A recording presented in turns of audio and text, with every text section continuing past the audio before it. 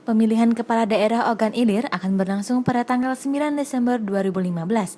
Saat ini pilkada sedang masa kampanye dan para calon pemimpin biasanya memberikan janji dengan program yang mereka akan lakukan jika menang nanti.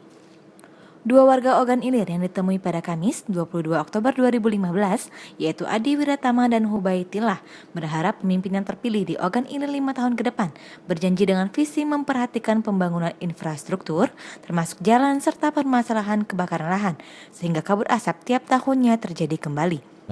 Mas harapkan? Harapannya pemimpin ya bisa memberikan janjinya yang real kepada Kabupaten Ogan Ilir dan pemimpin yang bisa mengayomi khususnya anak-anak muda kan di Ogan Ilir. Sementara itu Hubaitillah mengungkapkan pemimpin yang ia harapkan bertanggung jawab sehingga bisa lebih memperhatikan kebutuhan rakyat. Yo, kalau aku sih pribadi kepinginnya pemimpin itu bertanggung jawab. Itu terus jiwa sosialnya tinggi. Terus yang jelasnya beriman lah. Tanggung jawab terhadap apa yang dipimpin. Ferdjati Nugroho, Septian Wariski, Sriwijaya TV.